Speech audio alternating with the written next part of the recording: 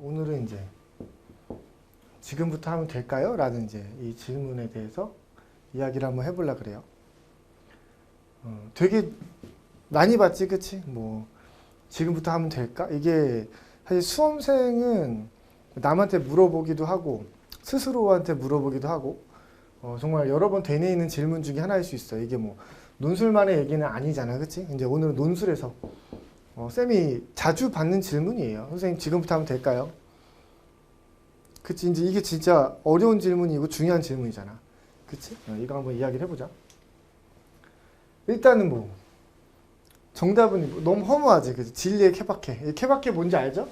케이스 바이 케이스. 사람마다 다르다.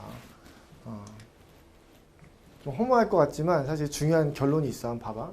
누구는 2년 동안 논술했는데 떨어져요. 진짜 그래.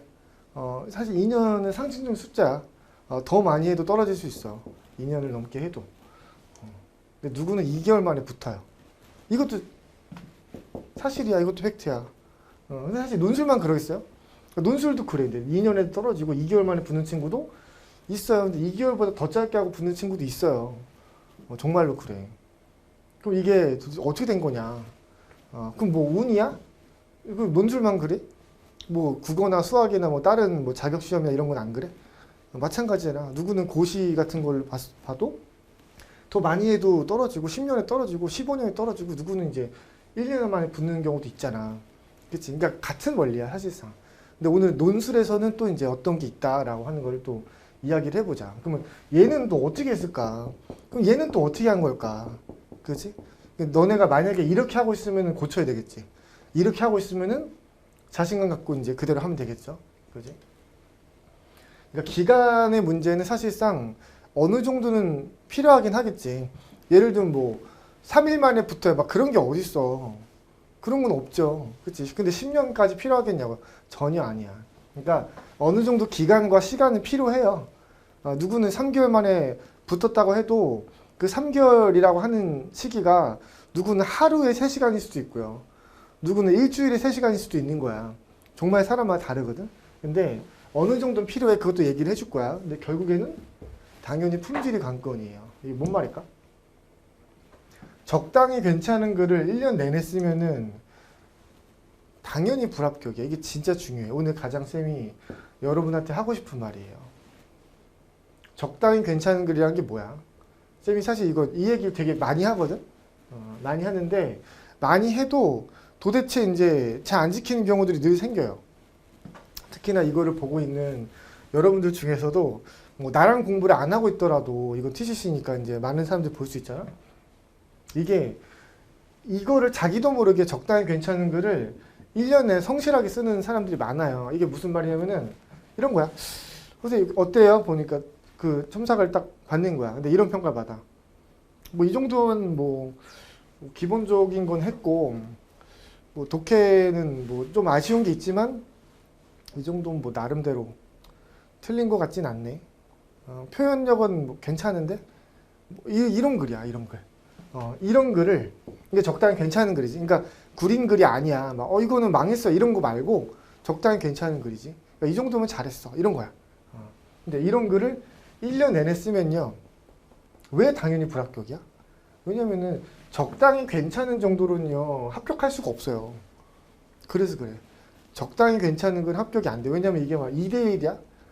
경쟁률 3대1이야? 그런 게 아니잖아. 30대1이고 40대1이고 심하면 100대1이고 150대1이잖아요.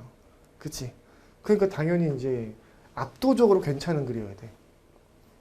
그냥 눈에 띄게 잘 쓴 글이어야 돼. 100명 중에 한두 명 혹은 뭐 못해도 100명 중에 5명 이렇게는 드는 글이어야 되는 거야.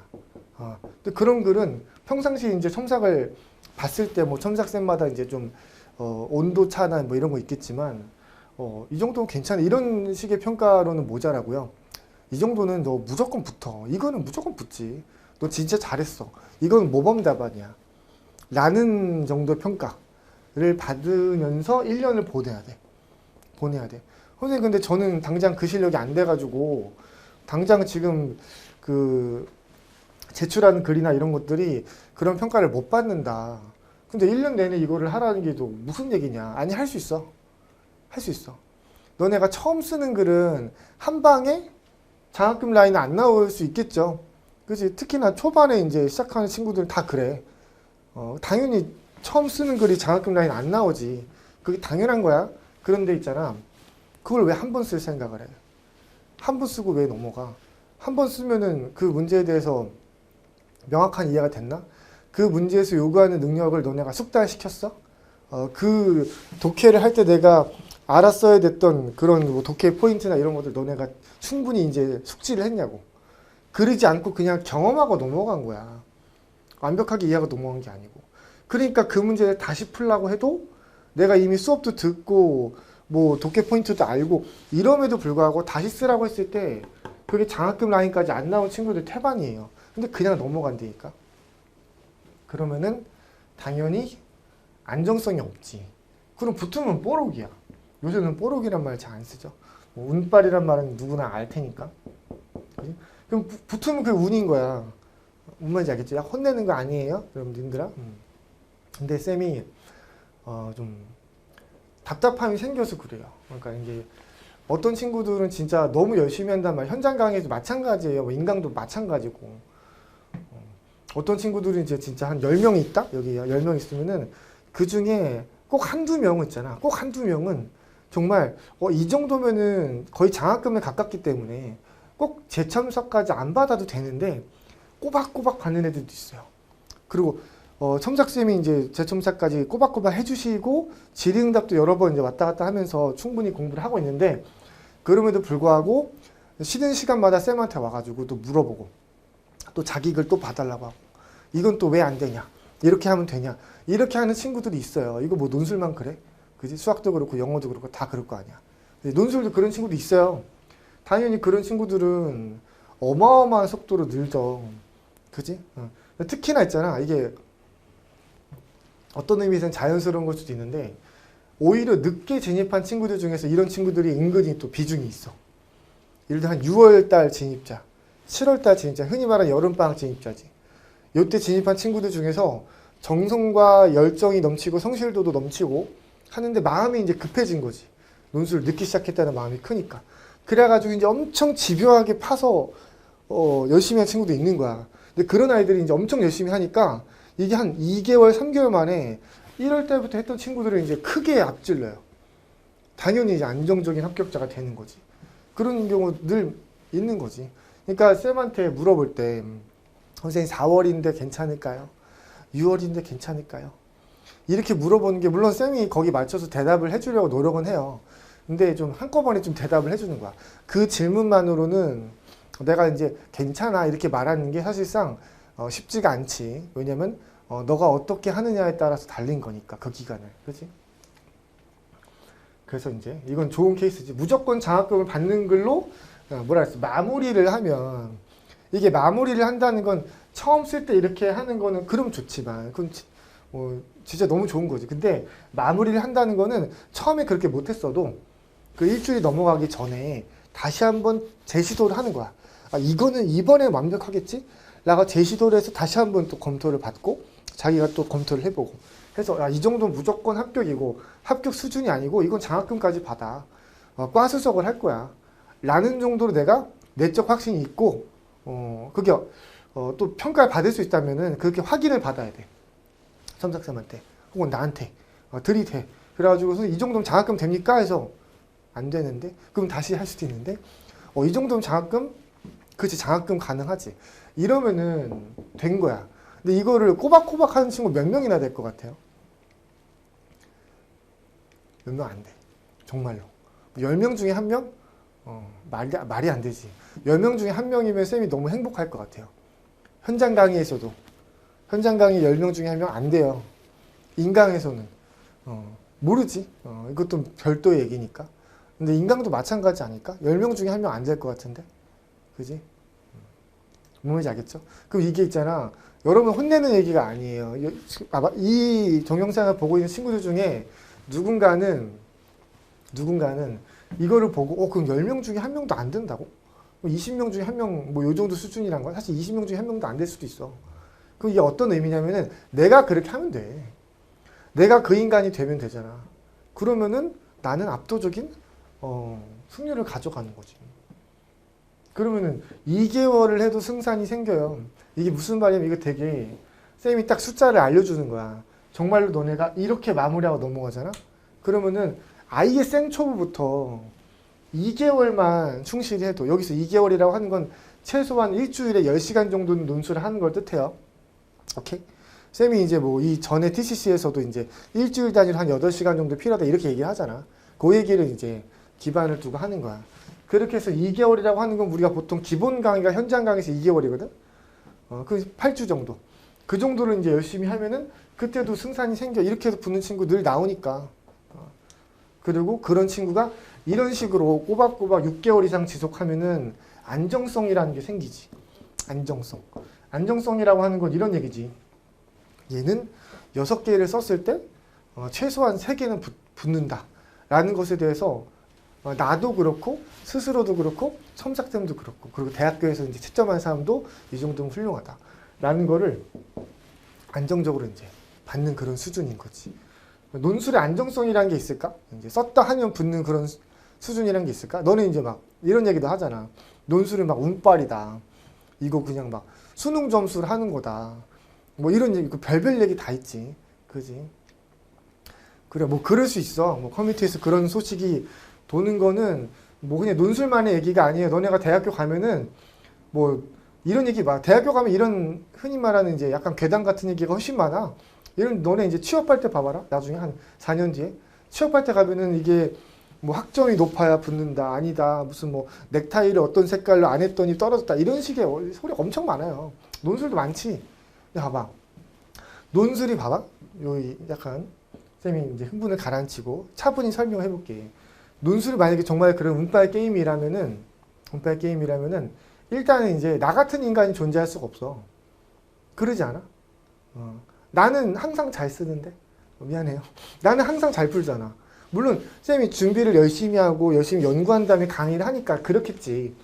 근데 그냥 너네랑 똑같은 조건에서 풀어도 나는 잘 쓸 텐데. 그러니까 당연히 어느 정도 궤도 오르면요 당연히 안정성이 생겨요. 그 뭐 수학도 그렇고 뭐도 그렇고 다 마찬가지 아니야. 얘도 그래. 다만 이 궤도에 오르는 수험생들이 합격자 중에서도 좀 드문 편이야. 논술이란 시험이. 그래가지고 합격자가 10명이면은 이 중에 최소한 5명은 다시 다음 연도에 그 똑같은 학교 시험 보라고 했을 때 떨어질 수도 있어요. 그럴 거 아니야. 넌 생각해봐. 이게 좀 안정성이 확실하게 약해. 논술이. 봐봐. 예를 들면 수학이야. 수학 고정 100점 나온 친구가 있어. 1년 내내 100점 나왔어. 얘가 이제 다음 연도 수능에서도 100점 나올 가능성 꽤 있지. 근데 봐봐. 연세대 경영 혹은 뭐 경희대 한의대 이제 빡센 데잖아. 이런데 논술로 붙은 친구 10명 있어요. 10명 있어. 근데 10명 보고 너네 올해 다 자퇴를 해라.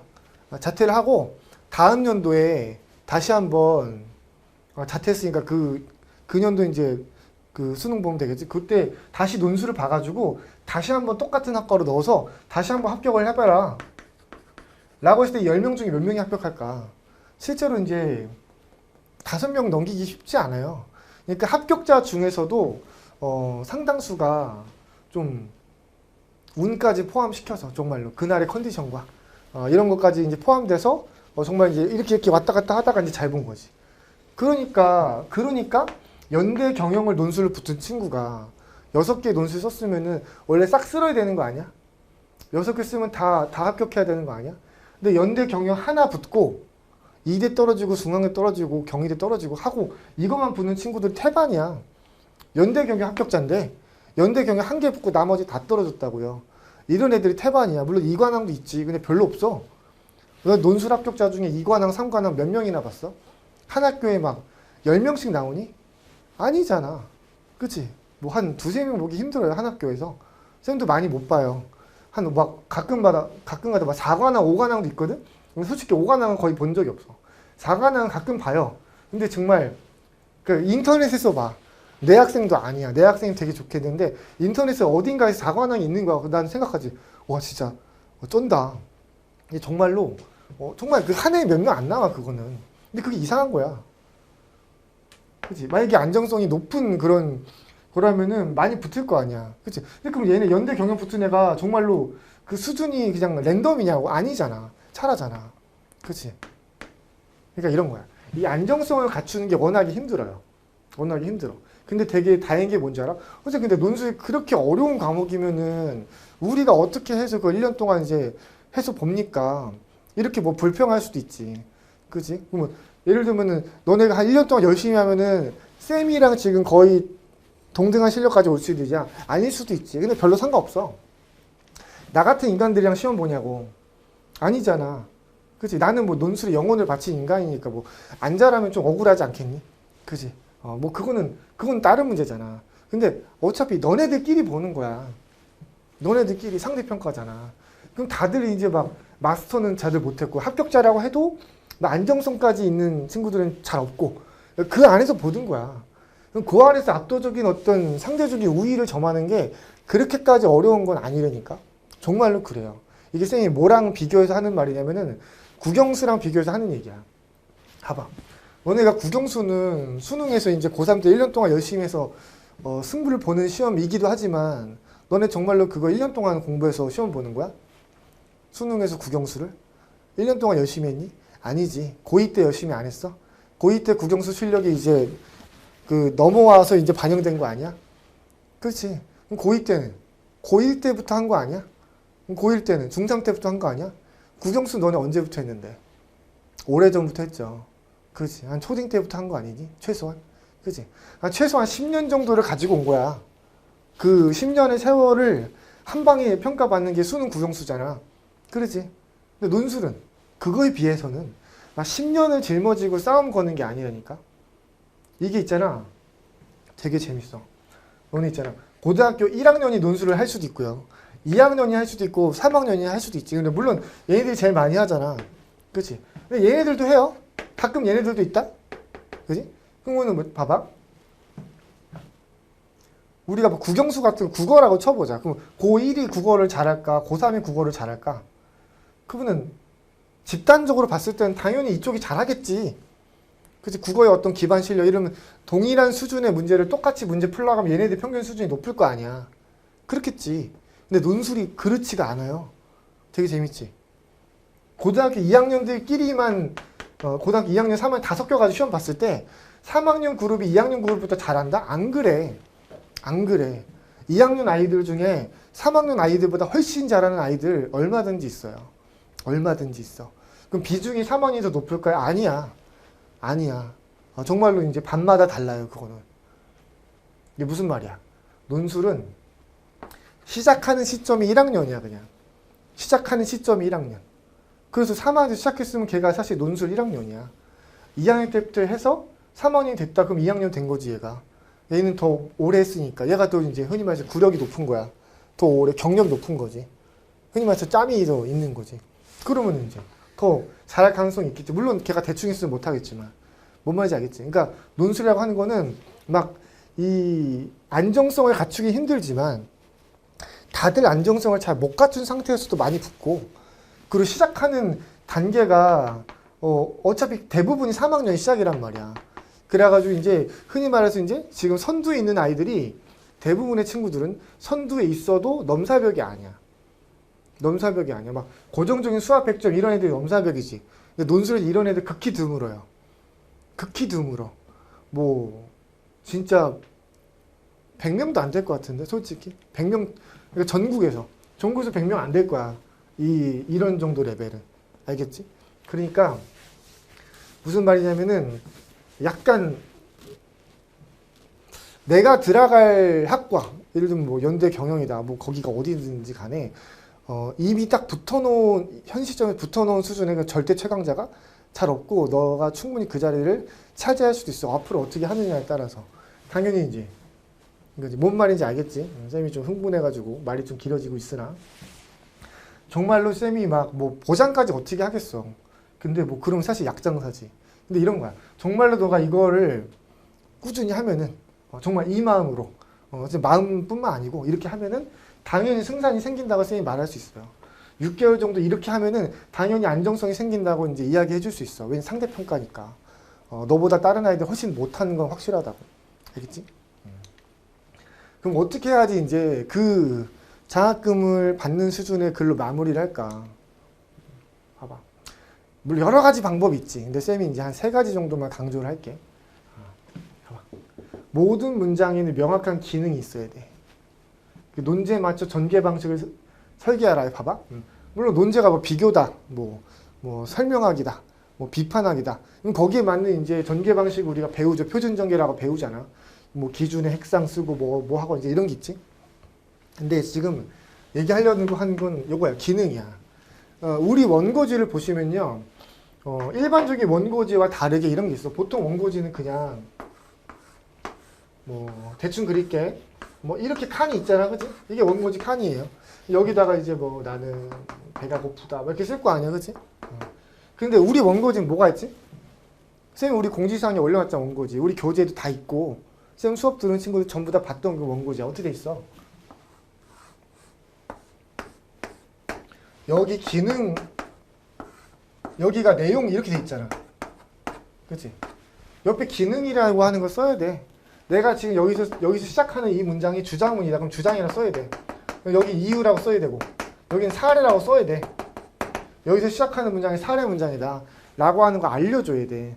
제출할 때도 이걸 꼬박꼬박 써서 내야 돼요. 써서 내야 돼. 왜 그런지 알아? 자기가 쓰는 글이 어떤 기능이 있는지를 명확히 인지하고 써야 돼. 왜냐면은 사실상 이 기능들을 어떻게 잘 유기적으로 조합하고 설계를 하는가. 이게 사실상 논증 능력에서 굉장히 중요한 부분이야.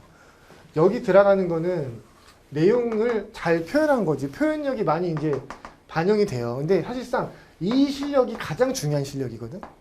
근데 어떤 친구들은, 그러니까 상당히 많은 친구들이 쌤이 첨삭을 하다가 뭐 글을 봤는데 어떤 문장이 있어. 근데 이 문장이 뭐 주장인지 이유인지 어떤 주장에 대한 부연인지 이유에 대한 사례인지 이런 게 불명확한 문장이 있는 거야. 그래서 내가 물어보는 거지. 이 문장은 뭐 어떤 문장이야? 어떤 기능을 하니? 얘가 뭘 뒷받침하는 거니? 얘는 이 논제에서 어떤 필요 때문에 생긴 거니? 논제 어떤 부분에 대한 대답이니? 이렇게 물어볼 때 자기도 모르는 그런 경우들이 많아. 그러니까 자기도 뭔가 그 느낌상 쓰다 보니까 이제 그 말이 이어지다 보니까 쓴 건데, 이게 이제 논제에서 꼭 필요한 그런 기능이었는가. 가장 좀 경제적으로 효율적으로 썼을 때 필요한 그런 내용이었나? 이게 불명확한 경우가 많아요. 그러면 안 돼. 일단 그런 식의 설계되지 않은 글을 쓰는 친구는요, 정말로 이제 필로 쓰는 거야, 정말. 필로 쓰는 거야. 흔히 말해서 이제 일필휘지, 막 그 마음에서 우러나오는 뭔가 그 자기 내면의 목소리의 흐름을 타고 막 쓰는 건데, 그런 건 있잖아. 감각적으로 쓰는 거지, 그치? 근데 감각적으로 쓰는 걸로 안정적인 합격자 수준이 된다? 그건 솔직히 그냥 재능이야. 그건 그냥 재능이야. 그냥 천재지 뭐, 천재. 그건 뭐 논술 공부할 필요 없어요. 그냥 써도 돼. 그런 애들 가끔 있다. 쌤이 진짜 본 적 있어. 얘가 논술 배운 지 별로 안 됐는데 뭐 한 달도 안 됐어. 논술 수업을 뭐 많이 듣는 것도 아니고. 근데 쓴 글 보니까 그 전형적으로 쓴 건 아닌데 도저히 깔 수가 없는 거야. 너무 깊이 있게 내용을 정확하게 정리했고 물 흐르듯이 써. 근데 논제를 정확하게 지켜. 그래가지고 논술 배우니? 안 배웠대. 이런 애들 있어요. 근데 한 4년, 5년에 한 번 봐. 근데 뭐 그런 경우가 언제나 있잖아. 그치? 뭐 김연아 같은 사람도 있고. 뭐 그런 거니까. 그치? 근데 대부분의 친구들은 그 까무를 의지함 있잖아. 이 불안정성이 극대화되는 거야. 좀 뭐야? 까미 좋을 땐 잘 쓰고, 까미 안 좋을 땐 망하고. 이렇게 되는 거지. 그치? 그거는 뭘 배우는 의미도 없어. 그냥 운빨에 맡기는 거야, 그게. 뭐 대부분의 친구들이 그렇게만 논술을 연습을 하면은 그냥 진짜로 운빨 시험이 되는 거지. 근데 그거는 자기가 논술을 잘못 공부한 거지. 원래 논술 시험이 운빨 게임이라서가 아니야. 그러니까 우리는 논제에서 요구하는 그 요구사항, 그거를 우리가 대답을 하고 그 대답을 뒷받침하기 위한 그런 논증의 요소들 있잖아. 그걸 어떻게 이제 전개시키면 되는지를 배울 거 아니야, 우리 수업하면서. 그러니까 그 모든 문장들의 기능이 명확해야 된다는 거. 꼭 필요한 기능을 꼭 필요한 부분에 배치를 할 것. 이걸 명확히 하세요. 알겠지? 명확히 해야 돼. 그래서 그 전개 방식 맞춰서 정확하게 설계된 글을 매번 써야 돼. 그냥 적당히 전개하면 안 돼, 당연히. 우린 지금 그 적당히를 안 하기 위한 얘기들을 좀 해주고 있는 거야. 또 다음 거 볼게. 원고지에 곧바로 글을 쓰지 말고 구술로 글쓰기를 5번 이상 실시하라. 이건 이제 흔히 말해서 너네가 개요를 짰어. 그러니까 독해도 하고 논제 분석도 해가지고 내용을 어떻게 배치하면 될지를 정확히 설계해서 개요를 짠 거야. 이건 설계된 개요를 뜻해. 그러니까 즉 좋은 개요지. 좋은 개요야.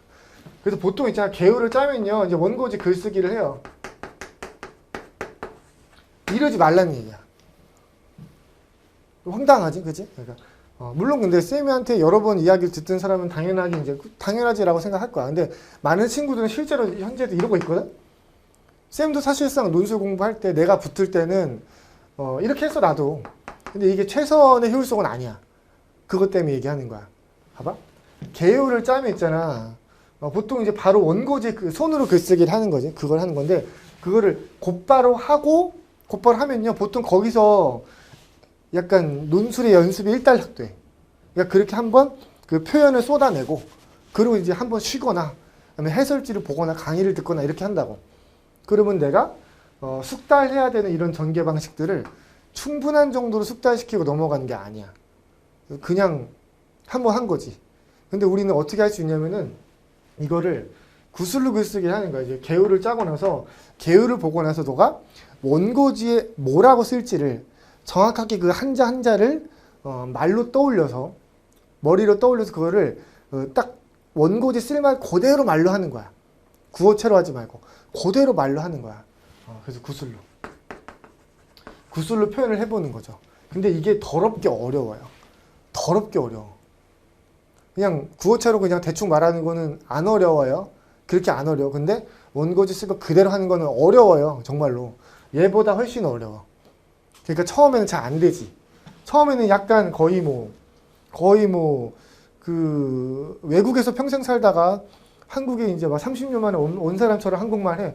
정말로. 그러니까 약간 오바해서 말하는 거야. 그러니까 이게 약간 그 유창한 표현을 안 나온다고요. 내가 왜 이러지 싶을 정도 정말 잘 안 나와. 그게 정상이야. 너가 특별히 못하거나 막 재능이 없거나 그런 게 아니고 다 그래요. 다 그래. 그래서 1차는 당연히 이상하게 할 거야. 1차가 오래 걸릴 거야. 꾸역꾸역 하게 되거든. 꾸역꾸역. 한 천자 기준으로 10분 걸릴 수도 있어. 천자를 사실 10분 동안 말하는 건 거의 뭐랄까 5분의 1 속도? 평상시 말하는 걸? 그러니까 말도 안 되게 느린 거야. 근데 그렇게 그 시간을 버티라고. 어차피 10분밖에 안 돼. 너가 아무리 느리게 봤자 10분밖에 안 돼. 근데 그 10분 동안 선생님 고생하지 않나요? 물론 근데 고작 10분이라니까? 근데 지금 쌤이 말한 이 구술로 글쓰기는요 5번 해봤자 절대로 30분을 넘기지 않아. 30분. 쌤이 막 무리한 요구하는 거 아니야. 사실 무리한 요구하면은 그냥 속편하지. 사실 무책임한 얘기인데 예를 들면 이런 거잖아. 막 뭐 맨날 막 한 12시간씩 논술을 해라 이렇게 얘기를 하면은 그럼 붙겠지. 그치? 솔직히 그렇게 하니? 그렇게 말하는 강사가 바보지? 말도 안 되는 거잖아. 내가 무리한 요구하는 게 아니고 할 수 있는 일 하는 거야. 한 번, 두 번, 세 번, 네 번, 5번 할 때 처음만 오래 걸리고 두 번째, 세 번째, 네 번째, 특히 네 번째, 5번째 이건요 엄청 빨리 한다고. 천자면은 한 5분 내로 한다고요. 5분도 안 걸려 솔직히. 3분이면 할 거야. 천자인데도 불구하고 5번째는 왜냐면 랩하는 속도로 나온다니까 진짜. 거기다 비트만 까면 그냥 랩이 돼야. 그러니까 그 말이 이런 말이야. 쌤이 지금 말하는 속도가 빠르죠. 근데 그냥 선생님 저 선생님 빨리 말한다 이게 아닐걸? 왜? 너 집에서 가족들이랑 얘기할 때 말하는 속도 생각해봐. 친구랑 뭐 이야기 나눌 때 재밌는 얘기할 때 그때 너 말하는 속도 생각해봐. 거기다 비트만 까면 랩이야. 엄청 빠르게 말한다고. 그렇게 빠르게 말하는 속도로 천자 정도 말해볼까? 2분도 안 걸려요 솔직히. 엄청 빨리 말해. 근데 그거를 5번째 정도 말하면은 보통 그렇게 나와. 5번은 안 된다고? 더 많이 하세요. 랩처럼 나올 때까지. 빠르게 나올 때까지. 오케이? 2분, 3분이면은 진짜 훌륭한 거지. 그렇게 나오면요. 랩처럼 나오면은 너는 이미 손으로 한번 쓰기 전에도 이 전개 방식에 대해서 이 논제에 대한 요구 방식에 대해서도 머리로 이제 흔히 말해서 체화가 된 거야. 체화가 된 거야. 그러니까 그냥 이론으로서만 아는 게 아니고 살아있는 지식으로서 너가 이미 습득하고 있는 거라고. 이게 진짜 중요해. 근데 바로 글 쓰고 넘어가잖아? 체화가 충분히 안 돼. 충분히 안 돼. 근데 너가 이거 하기 전에 요걸 한 30분 정도만 하잖아? 30분 안에 끝나? 그러고 나서 글쓰기 하잖아? 그럼 너는 그냥 기껏해야 일주일에 글 한 번 쓴다고 했을 때, 한 개 쓴다고 했을 때 30분만 공부 더 한 거야. 남들보다. 일주일에. 하루 말고. 일주일에 30분 더 한 건데 실력은 압도적으로 빠르게 늘 거야. 정말로. 뭔 말인지 알겠죠? 그러니까 꼭 하세요. 알겠지? 개요 짜고. 정확하게 짜고. 이 개요는 진짜 정밀하고 정확히 해야 돼. 그런 다음에 구슬로 글쓰기 한 7번까지 하세요. 그런 다음에 글쓰기 하는 거야. 알겠지? 당연히 이 글은 처음 쓰고 말 게 아니고 쓰고 또 고치고 해서 완벽하게 마무리를 해야지. 그지? 그러니까 이런 작업들을 쌤이 여러 번 시킬 건데 여러 가지. 이거 쌤이 다 기존에 했던 얘기들이야. 그러니까 TCC는 쌤 강의를 꾸준히 안 따라온 친구들도 이제 보라고 얘기하는 거니까 쌤이 또 이야기를 하는 거라고. 너네가 이런 것들만 잘 지켜주면 돼. 그러면은 최소한 남들보다는 훨씬 압도적인 실력자가 될 수 있다. 이건 쌤이 이제 확신한다. 알겠지? 그 다음에 봐봐. 최소 2번 이상 다시 풀어보면서 장학금 가능한 답안까지 만들어내고 넘어가라. 이건 뭐 아까 처음에 했던 얘기잖아. 그러니까 이런 과정을 거쳐서 결국 요 글이 장학금이 나올 때까지, 그러니까 네가 봤을 때는 진짜 완벽한 그런 글이어야 돼. 네가 봤을 때는. 그리고 이제 평가자가 봐도 장학금을 줄 수 있을 만큼 그 정도 레벨이 되면은 된 거야. 알겠지? 그러면 요런 걸 지켜가면서 일주일에 뭐 한 8시간, 9시간? 좀 많이 하면 10시간? 근데 뭐 10시간 이상 할 필요는 별로 없어요. 근데 물론 그거 있지. 쌤이 이제 한 8시간, 10시간 정도 말하는 건 표준적인 거잖아? 그러니까 지금 시험 보기 전까지 한 3개월 이상 남았을 경우에 그렇게 하겠죠. 근데 뭐 한 달 전이다? 물론 한 달 전 시작한 친구면은 뭐 서로 이제 적당한 시기가 아니라는 거 알고 있을 거야. 그렇지? 한 달 전에 와가지고 선생님 뭐 지금부터 해도 될까요? 그럼 내가 뭐라 그래? 충분해. 이렇게 말하면 쌤이 사기꾼이에요. 그러지 않니? 당연한 거잖아. 한 달 전에 왔으면은 내가 이렇게 얘기해. 실제 이렇게 얘기해. 마음 비우고 시험 봐야 돼. 이렇게 얘기해. 당연히 막 그거 그치 안 되는 거잖아 원래. 근데 만약에 시간이 촉박하다. 그럼 당연히 분량을 늘려야 돼. 일주일에만 2배로 한다면 이제 뭐 20시간 한다든지 우리 현장 강의 진도를 이제 2주차 혹은 3주차를 한꺼번에 한다든지 이런 식으로 빠르게 나가야지. 근데 있잖아. 그렇게 빠르게 하더라도 이런 거를 안 하고 넘어가면 아무짝에 쓸모가 없어요. 물론 아무짝에 쓸모가 없는 건 아니지. 좀 강하게 얘기하는 거지. 별로 이제 큰 영향이 없을 수 있어. 근데 너네가 다 지켜가면서 빠르게 이제 진행하는 거는 충분히 이제 의미 있는 빠른 속도가 또 나올 거야. 알겠죠? 그러니까 몇 배속으로 진행하더라도 잘 지켜내면 되는 거야. 그러면 또 승산이 또 생겨요. 정말 승산 생겨. 왜냐면은 너네가 막 2달 남아서 이제 막 촉박하게 빠르게 진행하면서 열심히 한단 말이야. 그래놓고 막 연대 경영을 쓴다. 솔직히 이제 쉽진 않잖아. 근데 뭐 연대 경영만 있는 게 아니고 이건 정말 빡센 경우 쌤이 예로 든 거잖아. 그치? 근데 거기보다 덜 빡센 경우가 있다는 거 우리가 알고 있잖아. 그지? 그러니까 좀 욕심 버려야지 그때는. 시간 얼마 안 남고 이제 막 뒤늦게 출발했으면. 그럼 이제 조금 더 경쟁이 덜 센 곳으로 들어가면은 승산이 생기지. 뭔 말인지 알겠지? 쌤이 이제 자주 하고 싶은 말. 논술의 가장 큰 적. 이게 봐봐. 그냥 보통 적이 아니고 가장 큰 적이 괜찮은 글을 성실하게 쓰는 거야. 왠지 알아? 이 친구는 자기가 되게 잘하고 있는 줄 알아. 얘는. 그러니까 논술을 자기가 스스로 느낄 때도 막 대충 하고 막 별로 안 하고 막 복습도 안 하고 이런 친구들은 다시 이제 열심히 할 가능성이 또 생겨. 사람이 고3이면 또 이제 막 내내 열심히 안 할 수는 없잖아. 자극을 받고 또 열심히 하잖아. 근데 있잖아. 얘네들은 있잖아. 자기가 충분히 잘하고 있는 줄 알기 때문에 그냥 정말로 이제 믿는 도끼 발등 찍히게 될 거야. 많은 경우에. 물론 쌤이 저주하는 얘기 그런 얘기는 아니에요. 근데 그냥 요렇게 이게 사실 불합격한 글이니까 불합격한 글을 매번 쓰고 넘어가니까 이런 상위 20%야. 상위 20% 괜찮은 글 맞아요. 자기 밑에 80%가 있잖아. 그치? 근데 그게 못 붙어. 상위 20%는 못 붙어. 그치? 뭔 말인지 알겠지? 그게 괜찮은 글이거든. 그러니까 이렇게만 쓰고 넘어가는 거를 혹시 늘 하고 있을까봐. 지금 이제 논술을 하고 있는데 이렇게만 넘어갈까봐 쌤이 좀 걱정이 돼서 얘기를 좀 흥분해서 길게 한 거예요. 알겠죠? 그래서 쌤이 사실 요런 주제 얘기들은 워낙에 자주 하고 있긴 해요. 그래서 뭐 한 2개월 뒤에 요런 얘기를 또 할 수도 있어. 물론 조금 포인트는 다르게 해서 하겠지만 본질은 똑같아. 너네가 한 번 할 때 그때그때 이제 완벽하게 마무리하고 넘어가면 된다. 그게 가장 중요하다. 이런 얘기 알겠죠? 이제 요것도 이제 잘 보고 특히 인강 듣는 친구들은 그냥 강의만 듣고 이제 넘어가고 이러면 안 돼요. 강의를 듣고 심지어 막 개요도 안 짜고 이건 있잖아. 자기 기만이야.